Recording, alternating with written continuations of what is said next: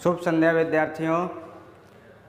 कहते हैं कि कोशिश कर हल निकलेगा, आज नहीं तो कल निकलेगा। तो निश्चित रूप से 21 तारीख को हम 10th के गणित का पेपर जो होने वाला है उसकी जंग लड़ने जा रहे हैं। और उसी अध्याय से जुड़ा हुआ एक चैप्टर है हमारा द्विघात समीकरण, जिससे 2 से 3 क्वेश्चन निश्चित रूप से आपको मिलने वाले हैं। बेहद इम्पॉर्टेंट वह क्वेश्चन 14 से 15 क्वेश्चंस जिन पर हम चर्चा करने वाले हैं।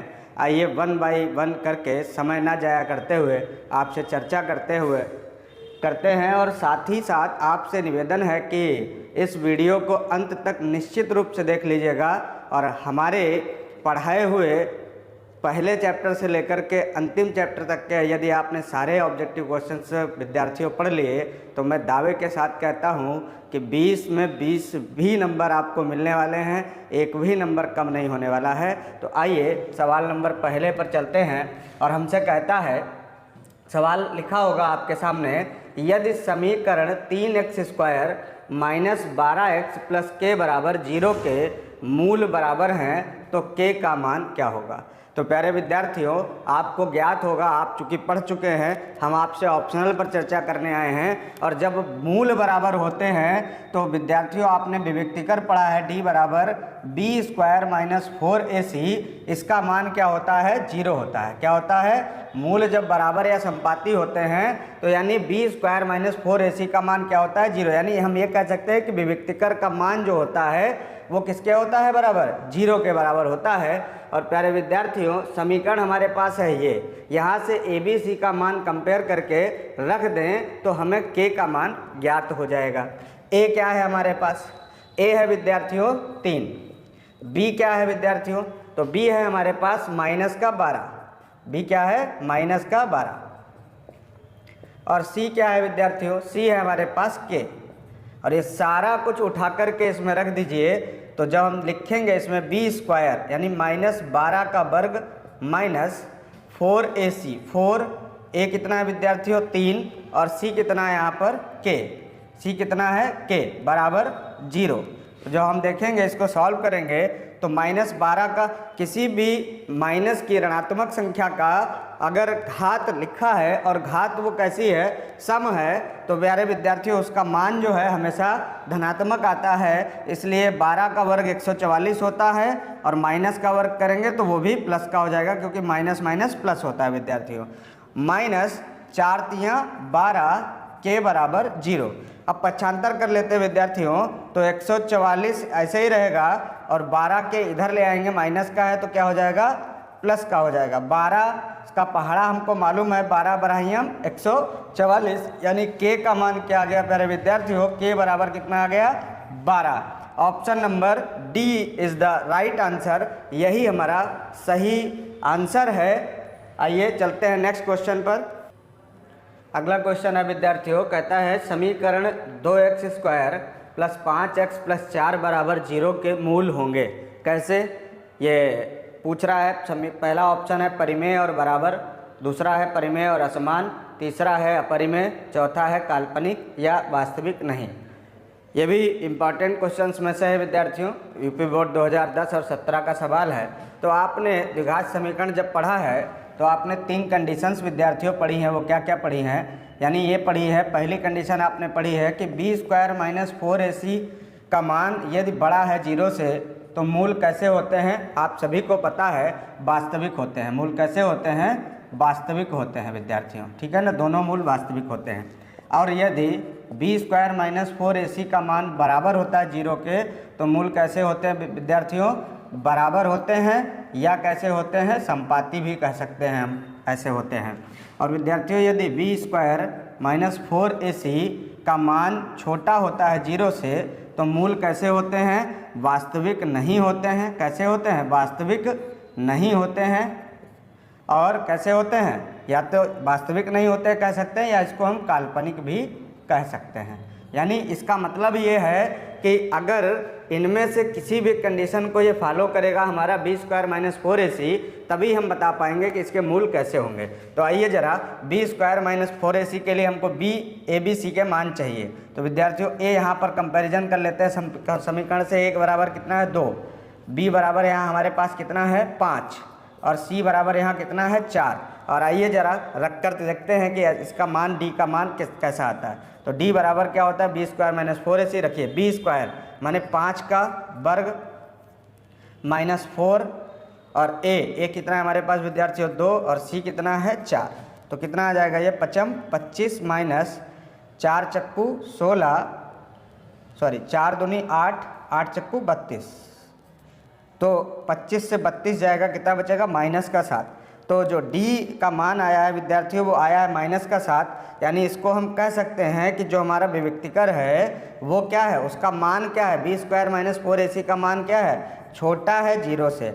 और प्यारे विद्यार्थियों यदि ये छोटा है 0 से तो हमारे मूल कैसे होते हैं, वास्तविक नहीं होते हैं, या तो ये कहें या यूँ कहें कि काल्पनिक होते हैं। तो इसलिए हमारा आंसर होने वाला है ऑप्शन नंबर डी, यानी डी ऑप्शन सही होगा। आते हैं नेक्स्ट क्वेश्चन पर। अगला क्वेश्चन है विद्यार्थियों हमारा, कहता है द्विघात समीकरण k minus 1 x square plus 2k plus 1 x minus 9 plus k is equal to 0 के मूलों का गुणनफल तथा योगफल बराबर है तो k का मान होगा। यह भी विद्यार्थियों इंपॉर्टेंट क्वेश्चंस में से 2018 का सवाल। ऑप्शन कहता है 7, 8, 9, 10। तो आइए ज़रा देखते हैं हम। जब कह रहा है कि मूलों का योगफल और गुणनफल दोनों बराबर हैं तो प्रिय विद्यार्थियों आपको पता होना चाहिए कि मूलों का योगफल क्या होता है। सबसे पहली बात तो मूलों का योग जो होता है वो क्या होता है, मूलों का योगफल बराबर हम जो लिखते हैं वो लिखते हैं माइनस b/a। आइए ज़रा हम मूल भी ले लेते हैं। मान लिया मूल हमने ले लिया दोनों अल्फ़ा और बीटा, यानी अल्फ़ा प्लस बीटा बराबर क्या, माइनस b/a। दूसरी बात क्या आती है, दूसरी बात आती है मूलों का गुणनफल। और मूलों का गुणनफल जो आता है प्यारे विद्यार्थियों वो आता है अल्फ़ा इंटू बीटा बराबर c/a। और दोनों बातें हमसे कह रहा है कि इनका गुणनफल और योगफल दोनों क्या हैं, बराबर हैं। इसका मतलब है कि a b c का मान हम पहले यहाँ से कंपेयर कर लें और फिर इनको हम बराबर कर दें, ठीक है ना। तो आइए ज़रा कंडीशन जो हमारी क्या है, तो सबसे पहले हमको a चाहिए, a कितना है हमारा k माइनस 1, b चाहिए, b कितना है हमारा विद्यार्थियों 2k प्लस 1, और c चाहिए, c कितना है हमारा माइनस 9 प्लस k। तो आइए विद्यार्थियों अब कंडीशन चूंकि कह रहा है मूलों का योग बराबर है गुणनफल के, यानी योग बराबर गुणनफल के, तो हम ये कह सकते हैं कि minus b/a is equal to c/a। योगफल बराबर कर दे गुणा के और इन्हीं का हम मान उठा करके यहाँ रख दें। तो माइनस b/a का मतलब क्या है विद्यार्थियों, माइनस b का मतलब है b का मान रख दिया जाए। तो माइनस और माइनस के साथ साथ b कितना है हमारा 2k प्लस 1 अपॉन नीचे क्या है a कितना है हमने निकाला विद्यार्थियों k माइनस 1, कितना निकाला है k माइनस 1 बराबर c कितना निकाला है, c हमारा है माइनस 9 प्लस k अपॉन फिर क्या आता है a कितना है k माइनस 1। अब प्रिय विद्यार्थियों आपको दिख रहा होगा कि माइनस दोनों बराबर के इधर उधर कट जाएगा और बराबर के LHS में RHS में हर में k माइनस 1 भी है, कट जाएगा। इसलिए हमारे पास जो टर्म बचेगा वो क्या बचेगा, टर्म बचेगा 2k plus 1 is equal to 9 plus k। के टर्म विद्यार्थियों पक्षांतर करके इधर ले आओ, 1 उधर लिए जाओ, तो 2k minus k is equal to 9 minus 1। तो विद्यार्थियों आपको दिख रहा होगा यहाँ से 2k से k जाएगा तो क्या बचेगा k, और 9 से 1 जाएगा तो क्या बचेगा 8। तो k इज इक्वल टू क्या आने वाला है 8। ऑप्शन नंबर कौन सा दिख रहा है हमको विद्यार्थियों, बी ऑप्शन, यानी बी ऑप्शन में दिख रहा है हमको 8। तो यानी यही हमारा सही आंसर है। आइए चलते हैं नेक्स्ट क्वेश्चन पर। विद्यार्थियों क्वेश्चन हमारा है समीकरण 3x square minus 2x plus 1/3 बराबर 0 का विविक्तिकर होगा। यह भी 22 का सवाल है, 2022 का। ऑप्शन है 3, 2, 1, 0। तो प्यारे विद्यार्थियों हमने विविक्तिकर पढ़ा है d बराबर b स्क्वायर माइनस 4ac। क्या पढ़ा है, विविक्तिकर d बराबर b स्क्वायर माइनस 4ac। तो जब हमें ये फार्मूला पता है तो इसका मतलब हमें b का मान चाहिए। तो b का मान चाहिए, कितना है b यहाँ प्यारे विद्यार्थियों, वो है -2। हमें a का मान चाहिए, a कितना है विद्यार्थियों 3। हमें c का मान चाहिए, c कितना है विद्यार्थियों 1/3। आइए ज़रा d के मान में यानी इस फार्मूले में हम इसको रख देते हैं। तो d बराबर क्या रखा है, d बराबर b² - 4ac। तो b कितना हमने निकाला विद्यार्थियों -2, इसका कर देंगे वर्ग, और -4, a कितना है 3, और c कितना है विद्यार्थियों 1/3। 3 से 3 कट गया तो -2 का वर्ग करेंगे तो विद्यार्थियों कितना आना है 4, और माइनस का अब यहाँ तो 1 बच गया तो 4 एकम 4, और 4 से 4 गया विद्यार्थियों कितना आ गया 0। इसका मतलब हमारा विविक्तकर कितना होने वाला है 0। विविक्तकर कितना होने वाला है 0, यानी option D is the right answer. Option D is the right answer. आइए नेक्स्ट क्वेश्चन पर चलते हैं। अगला क्वेश्चन है विद्यार्थियों, कहता है द्विघात समीकरण x² - 4 = 0 के मूल हैं। तो प्रिय विद्यार्थियों आपसे ऑप्शन 4 दिए हैं। एक कह रहा है +-0.2, +-1, +-2, +-4। तो ये दशमलव वाला तो होना नहीं किसी भी शर्त में, तो पहले हम इसको बाहर कर देते क्योंकि यहाँ से दशमलव आने की कोई संभावना नहीं दिख रही हमको। आप देखिए ज़रा, ये समीकरण ले लीजिए x² - 4 = 0। और प्रिय विद्यार्थियों आपको पक्षांतर करना आता है, x² और लेते हैं इधर 4 को पक्षांतर करके ले आएंगे RHS में, तो 4 माइनस का इधर आएगा तो क्या हो जाएगा प्लस का। x² का वर्ग हटा देते हैं तो ये वर्गमूल में चला जाएगा, यानी x बराबर हो जाएगा आपका √4। तो विद्यार्थियों x का मान क्या आता है, जब भी किसी भी संख्या का वर्गमूल लेते हैं तो उसका मान धनात्मक और ऋणात्मक दोनों होता है। इसलिए √4 का वर्गमूल क्या है 2 है, लेकिन कैसा है प्लस और -2 है विद्यार्थियों। तो ऐसा ऑप्शन हमको कौन सा दिख रहा है, option number C is the right answer. आइए चलते हैं नेक्स्ट क्वेश्चन पर। विद्यार्थियों क्वेश्चन हमसे कहता है, क्वेश्चन नंबर 6, समीकरण 5x² - 3x + 2 = 0 के मूलों का योग होगा। प्रिय विद्यार्थियों मान लिए हमने इस समीकरण के 2 मूल हैं और वो कौन है, अल्फा प्लस बीटा है। योग कह रहा है, पूछ रहा है तो हमने प्लस लगा दिया, और मूलों का योग क्या होता है प्यारे विद्यार्थियों, होता है -b/a। और कंपेयर करना आपको बखूबी आता है, नहीं आता है तो हम b और a लिख देते हैं। यहाँ पर b कितना है हमारे प्यारे विद्यार्थियों, तो -3, और a कितना है प्रिय विद्यार्थियों, तो वो कितना है 5। हमें c की आवश्यकता है नहीं तो हमें कोई ज़रूरत नहीं, वैसे c 2 है।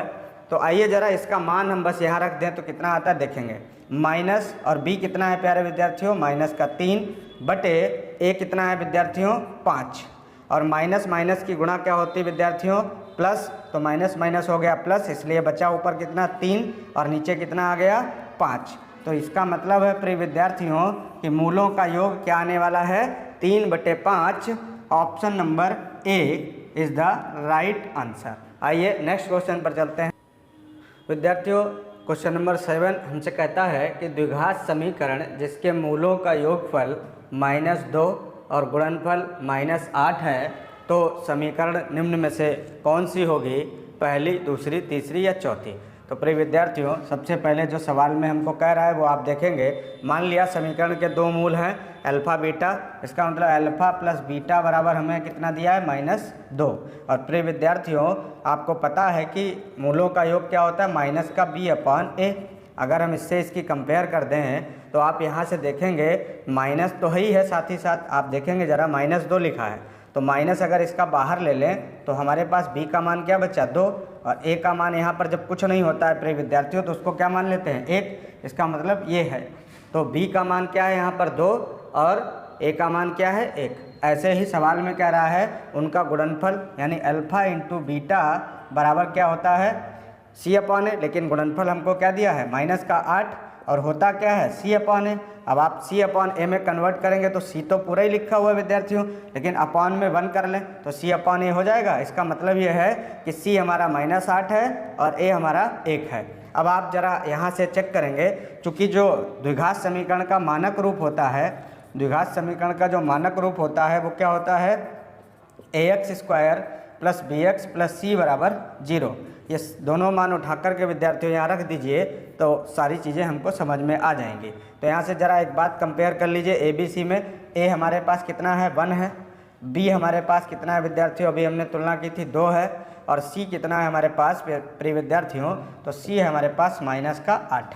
सी कितना है -8 रख दीजिए। ए कितना है 1, यानी 1 into x square, plus B कितना है हमारा 2 इंटू एक्स, प्लस सी कितना है विद्यार्थियों -8 बराबर 0।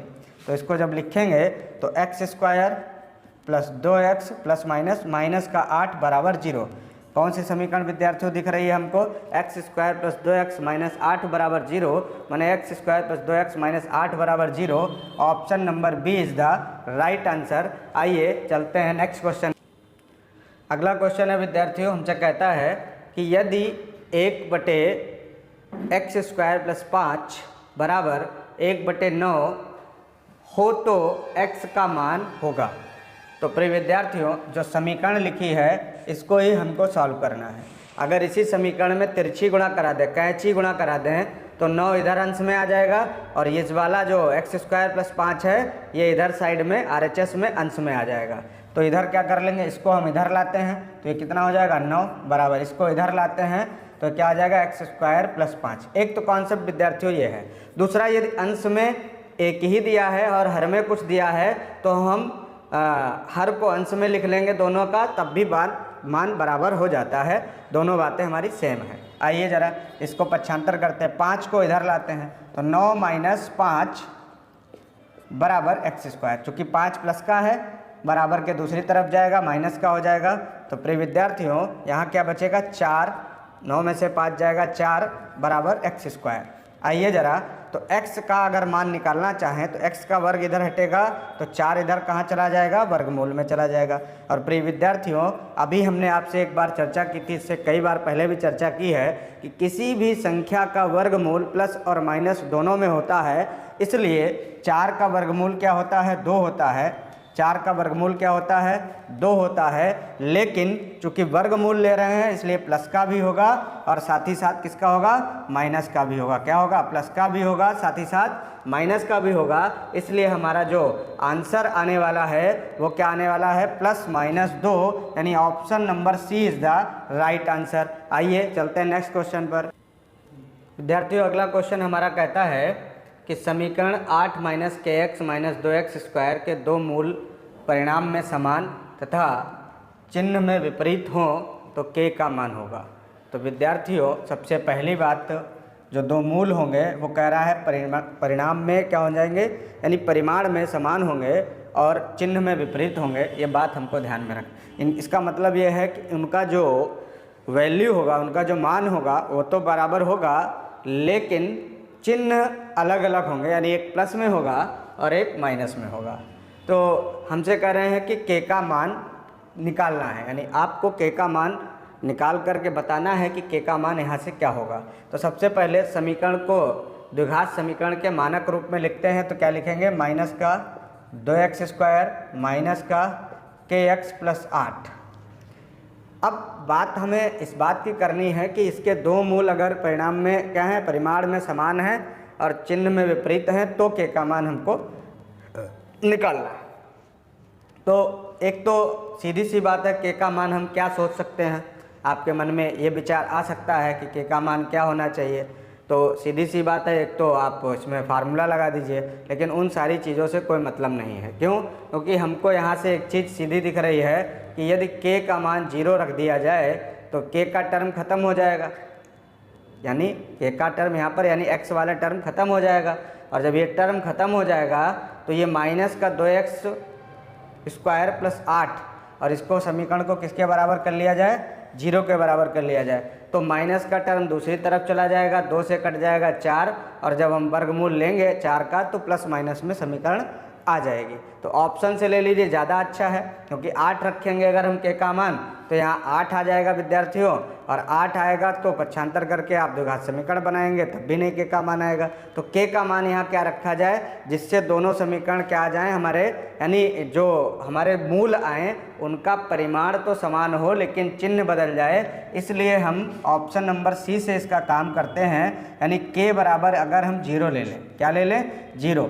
तो यदि देखेंगे k बराबर 0 लेते हैं तो माइनस का 2x स्क्वायर प्लस 8 बराबर 0 क्या आ जाएगा, 8 बराबर 0। हम इस सवाल को ऑप्शन से आपको लगा के दिखा रहे हैं, तो आप देखेंगे जरा पक्षांतर करेंगे तो क्या आ जाएगा, चाहे तो ऐसे लिख लो माइनस का 2x² बराबर, अब 8 ही को इधर ले जाएंगे तो माइनस का 8 हो जाएगा, क्योंकि प्लस का है, पक्षांतर होके जाएगा तो माइनस हो जाएगा, माइनस माइनस कट जाएगा, 2 चक्कू 8 हो जाएगा। तो x² बराबर क्या आ गया विद्यार्थियों, 4 आ गया। यहाँ से अगर हम x बराबर लेंगे तो क्या आ जाएगा, √4 आ जाएगा। और यहाँ से अगर हम x का मान लेंगे विद्यार्थियों तो क्या आ जाएगा, +-2 आ जाएगा। और यही सवाल में कहता था कि इस समीकरण के दो मूल हैं, कौन सा, एक +2 एक -2, यानी जो दो मूल हैं वो कौन है, एक +2 और एक -2। दो मूल हो गए, परिमाण में समान है विद्यार्थियों, परिमाण इनका क्या है, समान है, लेकिन चिन्ह विपरीत है। देखेंगे एक जगह प्लस है और एक जगह माइनस है, तो कह रहे हैं कि k का मान क्या होना चाहिए, तो किस k के मान पर ये मान आया है विद्यार्थियों, तो k बराबर 0 पर आया है, इसलिए option number C is the right answer. आइए चलते हैं नेक्स्ट क्वेश्चन पर। अगला क्वेश्चन है विद्यार्थियों, यदि समीकरण 6x² - bx + 2 बराबर 0 का विभक्तिकर 1 है, माने d का मान दिया है 1, तो b का मान क्या होगा। प्रिय विद्यार्थियों, हमने विभक्तिकर d बराबर पढ़ा है b² - 4ac। तो सारी वैल्यूज़ हमको पता है क्या, क्योंकि हमें सारी वैल्यूज़ लिख लीजिए क्या क्या पता है। चूँकि हमको d बराबर सवाल में दिया है 1, और समीकरण से a बराबर कितना है विद्यार्थियों 6, b बराबर कितना है विद्यार्थियों -b, और c बराबर कितना है 2। आइए इस सब समीकरण में रखते हैं। तो d का मान है 1 बराबर b², यानी क्या हो जाएगा, -b का स्क्वायर, और -4, a कितना है विद्यार्थियों 6, और c कितना है विद्यार्थियों 2। अब आप चेक करेंगे इसको, जरा लगाते हैं सवाल को। तो 1 = -b का स्क्वायर करेंगे तो b का स्क्वायर हो जाएगा, और 4 छंग 24, 24 दूना 48, माइनस का 48 हो जाएगा। 48 पक्षांतर करके इधर ले आएंगे तो 1, और माइनस का 48 विद्यार्थियों इधर आएगा तो प्लस का 48 हो जाएगा, बराबर b²। इम्प्लाइज दैट,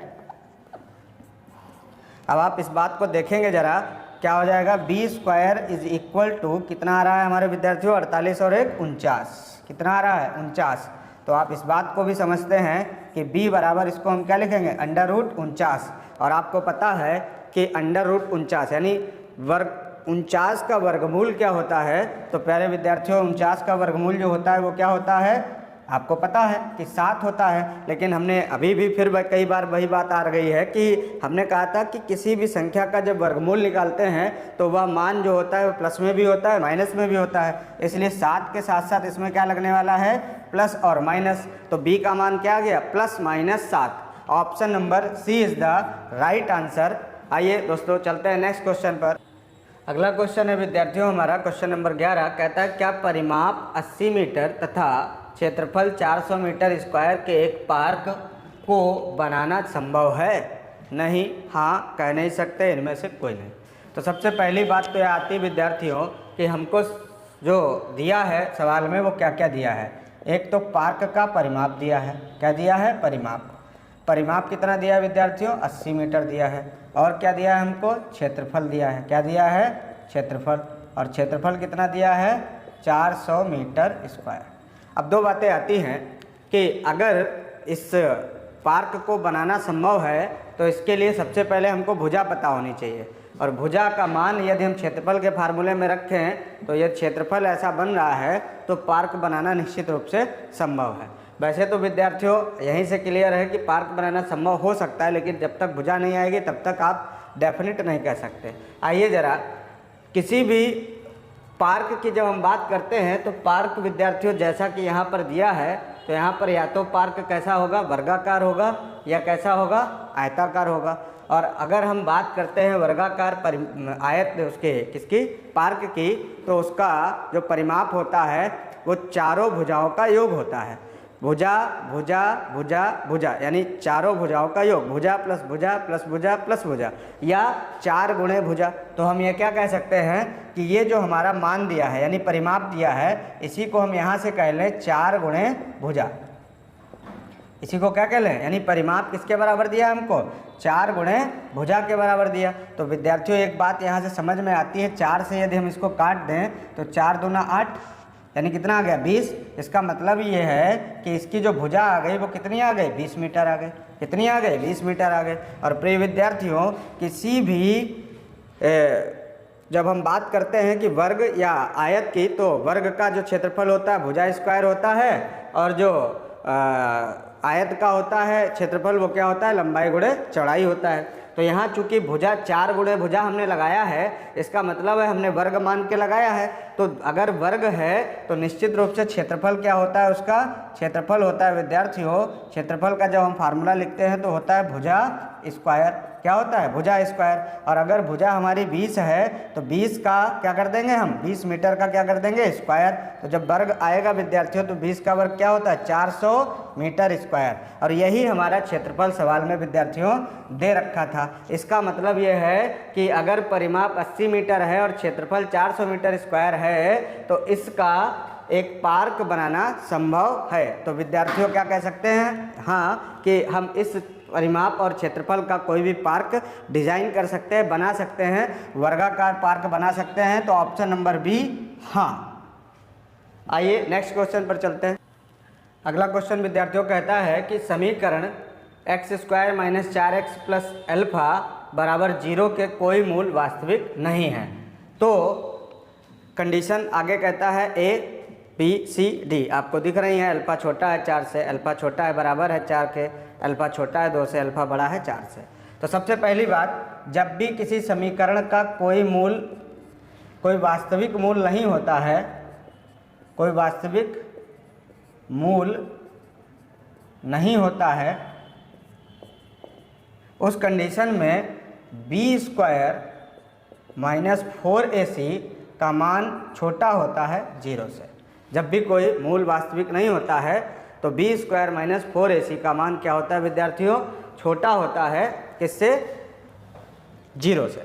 इसका मतलब यह है, या यूँ कह सकते हैं कि कोई मूल वास्तविक नहीं है या काल्पनिक है। तो यहाँ से a b c कंपेयर करिए जरा। a हमारे पास क्या है 1 है, b हमारे पास कितना है विद्यार्थियों, b हमारे पास -4, और c हमारे पास कितना है अल्फा। ज़रा मान लगते हैं, आप चेक करेंगे जरा, रखेंगे यहाँ मान तो क्या आएगा b² माने -4 का वर्ग -4ac, तो क्या आ जाएगा 4a कितना है 1 और c कितना है अल्फा, छोटा है 0 से। आइए ज़रा वर्क करते हैं। 4 का वर्ग -4 का वर्ग करेंगे तो 16 -4 एकम 4 यानी 4 अल्फा छोटा है 0 से। आप इस बात को भी समझ गए होंगे, जब भी इनइक्वलिटी पढ़ते हैं तो हम जानते हैं कि जैसे बराबर के दूसरी तरफ ले जाते हैं एक पक्ष को, ऐसे ही यहाँ भी दूसरे पक्ष को इधर ले जाएंगे। तो 16 बराबर कितना है, 16 छोटा है 4 अल्फा से। किससे है, 4 अल्फा से। तो विद्यार्थियों या तो ये कह दें या 4 कॉमन लेके उधर भेज दें, ऐसा भी कर सकते हैं। 4 चक्कू 16। हम ऐसा कह दें कि हमारा जो अल्फ़ा है, अल्फ़ा का मान जो है वो बड़ा है किससे, 4 से। इसका मतलब क्या कह रहा है, अल्फ़ा का मान बड़ा है 4 से। तो ये कंडीशन हमारे पास आ गई। तो ये क्लियर बात आती है विद्यार्थियों कि हमारे पास यहाँ पर कौन सा समीकरण होना चाहिए। तो समीकरण x² - 4x + अल्फ़ा बराबर 0 का यदि कोई मूल वास्तविक नहीं है तो निश्चित रूप से इन सभी इनइक्वलिटी में कौन सा मान हमारा सही होने वाला है, अल्फ़ा बड़ा है 4 से। मतलब क्या, अगर हम 4 से ज़्यादा लाएंगे अल्फ़ा का मान तभी ये क्या होगा, माइनस में आएगा, क्योंकि 4 में तो आ ही गया। अगर हम बराबर रख दें, इसको बराबर लेते हैं तो अल्फ़ा बराबर 4 यानी 4 में। अब यहाँ पर आप समझ जाइए ज़रा कैसे 4, अगर हम यहीं पर 4 रखते हैं अल्फ़ा का मान तो 4 चक्कू 16 और 16 से 16 जाएगा तो क्या आ जाएगा, 0 आ जाएगा। और विद्यार्थियों जब 0 आता है b² - 4ac का मान तो मूल हमारे कैसे होते हैं, बराबर या संपाती होते हैं।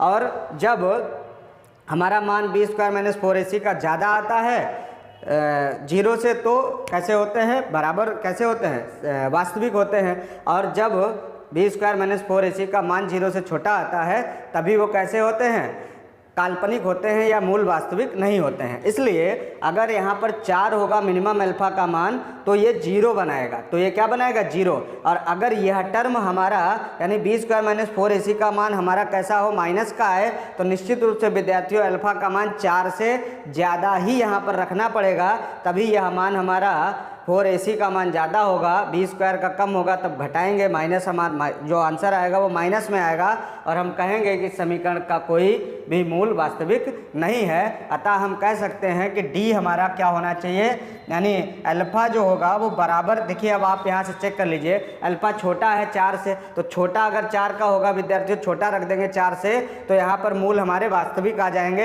ऐसा नहीं हो सकता। अल्फ़ा का मान अल्फ़ा यानी क्या है, छोटा है 4 से, बराबर है 4, तो छोटा तो हमने पहले ही बता दिया नहीं हो सकता, इसलिए किसी भी हालत में नहीं रखना है। बराबर अगर 4 के रखेंगे तो मूल कैसे आ जाएंगे, बराबर आ जाएंगे और संपाती आ जाएंगे, तब भी नहीं, हमको चाहिए वास्तविक, कोई मूल वास्तविक नहीं है इस ऐसे कंडीशन। और अल्फ़ा का मान छोटा है 2 से, संभव ही नहीं हो रहा है, जब 4 पे नहीं हो रहा है तो 2 पे कतई नहीं संभव हो पाएगा। और दूसरी बात कह रहा है कि अल्फ़ा का मान बड़ा है 4 से, तो निश्चित रूप से विद्यार्थियों अल्फ़ा का मान बड़ा होना चाहिए 4 से, तभी हमारे मूल काल्पनिक आएंगे। और हम कह सकते हैं तभी b स्क्वायर माइनस 4ac का मान छोटा होगा 0 से, तभी मूल हमारे काल्पनिक होंगे या कोई मूल वास्तविक नहीं होगा, इसलिए D option is the right answer. इसी प्रकार अगला क्वेश्चन हमारा है, आइए देखते हैं। अगला क्वेश्चन है विद्यार्थियों, और क्वेश्चन नंबर 13 और लास्ट क्वेश्चन है, द्विघात समीकरण 2x square minus 4x plus 1 बराबर 0 के मूल हैं। 2022 में पूछा गया सवाल, वास्तविक, वास्तविक नहीं, वास्तविक और समान, वास्तविक और भिन्न। तो विद्यार्थियों मूल समान होने के लिए 3 कंडीशंस होती हैं। b स्क्वायर माइनस 4ac का मान यदि बड़ा है 0 से तो मूल हमारे कैसे होते हैं, वास्तविक होते हैं। b स्क्वायर माइनस 4ac का मान यदि बराबर है 0 के तो मूल हमारे कैसे होते हैं, बराबर और संपाती होते हैं। b स्क्वायर माइनस 4ac का मान यदि छोटा है 0 से तो मूल हमारे कैसे होते हैं, वास्तविक नहीं होते हैं, माने काल्पनिक होते हैं। तो आइए जरा हम यहाँ b स्क्वायर माइनस 4ac से मान लिखने के लिए a का मान निकालते हैं, कितना है 2, b का मान यहाँ विद्यार्थियों कितना है माइनस का 4, c का मान कितना है 1। और आप चेक कर सकते हैं इसको, यानी हम लिखेंगे b स्क्वायर माइनस 4ac, क्या लिखेंगे, b स्क्वायर माइनस 4ac का मान लिखेंगे। तो लिखिए जरा, b स्क्वायर माने क्या, माइनस 4 का वर्ग माइनस 4, a का मतलब कितना 2 और c का मतलब कितना 4 1, वर्ग कर दीजिए माइनस 4 का विद्यार्थियों, तो कितना आ जाएगा, 4 चक्कू 16 माइनस 4 दूनी 8। और आप देख रहे होंगे कि 16 से 8 गया तो कितना आ गया, 8 आ गया। यानी b स्क्वायर माइनस 4ac का मान किससे बड़ा है, 0 से। किससे बड़ा आ रहा है, 0 से। और विद्यार्थियों अभी हमने बात कही आपसे, b स्क्वायर माइनस 4ac का मान यदि 0 से ज़्यादा आता है तो निश्चित रूप से हमारे समीकरण के मूल जो होते हैं वो वास्तविक होते हैं। और कैसे होते हैं, भिन्न भिन्न होते हैं, समान नहीं होते हैं। कैसे होते हैं, भिन्न भिन्न होते हैं, क्योंकि प्लस माइनस में अंतर आता है। तो कैसा, वास्तविक होगा, वास्तविक तो होगा लेकिन साथ में भिन्न भी होगा, ऐसा नहीं बोला इसलिए नहीं होगा, वास्तविक नहीं होगा, ऐसा तो हो ही नहीं सकता। वास्तविक और समान, वास्तविक होगा लेकिन समान की बात करें माने 2-2, ऐसा कुछ नहीं होगा, यानी वास्तविक के साथ साथ क्या आना चाहिए, भिन्न आएगा। तो इसलिए option number D is the right answer. तो हमारे जो दोनों कैसे होंगे, जो मूल होंगे वो कैसे होंगे, रियल होंगे, और कैसे होंगे, डिफरेंट होंगे, भिन्न भिन्न होंगे। तो यह जो 13 क्वेश्चंस हैं विद्यार्थियों द्विघात समीकरण के, निश्चित रूप से इस चैप्टर्स के यदि आपने इन 13 क्वेश्चंस को विद्यार्थियों पढ़ डाला तो निश्चित रूप से आपने अपनी परसेंटेज को भी बना डाला। तो निश्चित आइए हमारे इसी तरीके के पैटर्न को लाइक करते हुए, यदि आपको हमारा वीडियो पसंद आया है तो हमारे वीडियो को लाइक करें, और अगर इस तरीके के और भी वीडियो चाहिए तो आकर के हमारे चैनल को सब्सक्राइब करिए। और अन्य सारी भी जानकारियों के लिए आप हमारे वीडियो के साथ साथ जुड़ सकते हैं। और अगर इससे रिलेटेड कोई और समस्या है आपको तो कमेंट बॉक्स में मेंशन करिए और हमसे पूछ सकते हैं अपने सारे सवाल। नमस्ते।